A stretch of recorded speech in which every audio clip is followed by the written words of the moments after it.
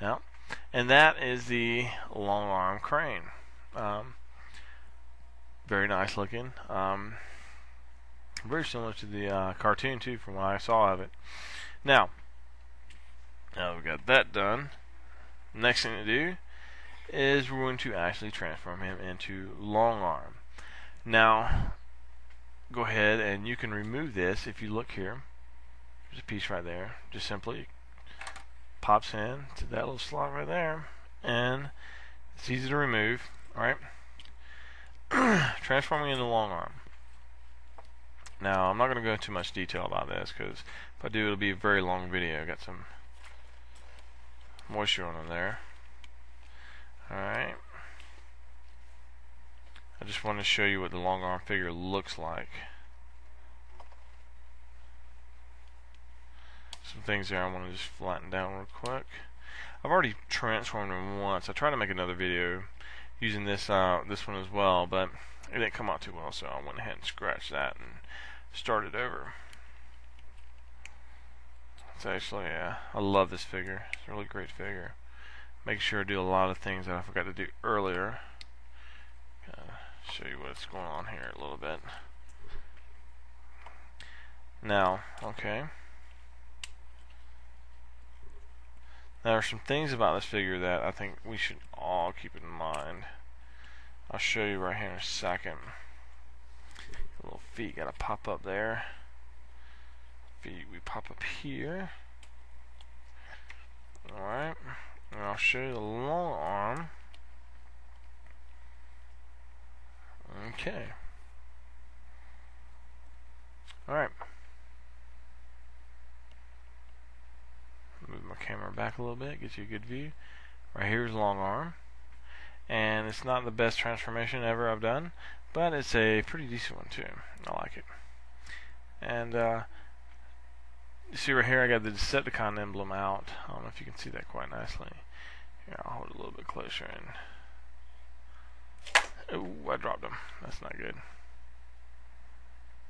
Try to get it in focus here for you so you can see this a little bit better. Alright.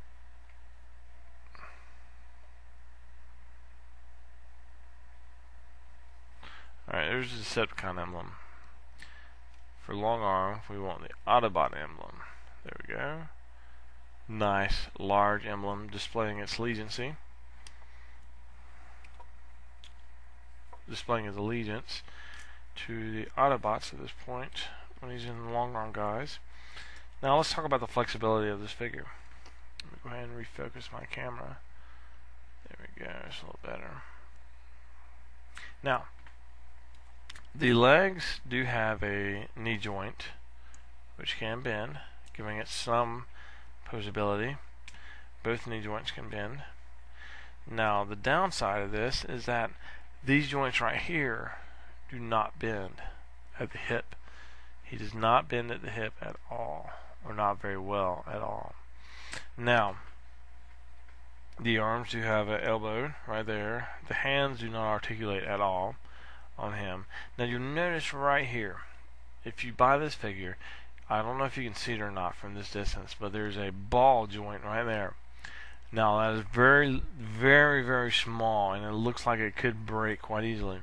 So you might want to use some care and caution when transforming this toy or this figure as to not break that, because I'm pretty sure it would not be cool. I would suck ass to have a long arm without a hand, or a Shockwave without a finger. Now, this is long arm, very nice toy. It is slightly posable. Now, the movie Transformers are a bit more posable than this toy is now. But still, this is a long way from Generation 1 Transformers. I know you Transformer buffs out there know that how far it's moved. Now we're going to go ahead and transform this into Shockwave. I'm going to go ahead and do that real quick. Now the head is kind of a bit tricky. I still haven't mastered it. I know it kind of leans forward a little bit, and then it kind of comes up some. Yeah, there we go. Just kind of pushes forward and out a little bit. And if you notice, he has the one eye The one red eye that stands out, just like the original Generation 1. Now, to finish the transformation, I take his hands right here, pull it down some, take this piece right here, extend it forward, these two fingers right here. I'm not really going into much detail. Being careful with that hand because I don't want to break it because it is quite loose. And doing the same thing with the other arm, extending it out, the fingers, extending them forward a little bit, right there, turning that hand around as to make a finger out of it, and wham, turning these legs around because the Shockwave legs are different than the long arm legs. Make sure those are closed for aesthetic purposes. And again, we have a knee, not a very good one, and there's Shockwave. Now, there's this cannon here. I'm going to take that, and it's simple to transform it back. Pull that all the way back, and it pretty much takes care of itself. It flops back by itself, or snaps back by itself. Now, that's done.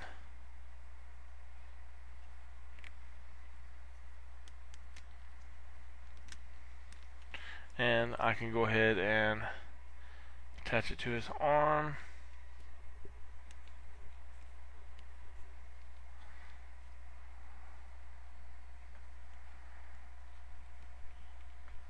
I can give him a slight bit of a pose.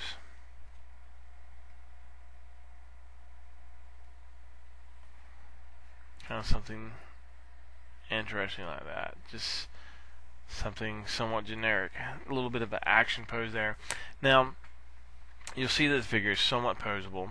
It's a very nice figure. Oh, I forgot to notice it's still got the Autobot emblem out. Go ahead and spin that around. It's not that hard to spin around. I like it. I like the fact that it does spin around. Makes it a little bit more interesting and unique of a figure. Now, it's a great figure. If you can find it, I recommend you get it. I recommend you pick it up.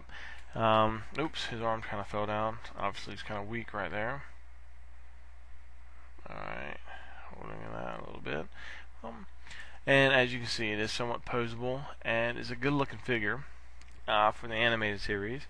I plan on probably collecting a few more of them. I saw the Megatron. I'll probably plan on picking that up, and maybe, and most likely, the Optimus Prime. I like the Cybertronian Megatron the best, so that'll probably be the one I get. Now, I have a limited budget, so unfortunately, I can't get them all like I want. I'd love to have them.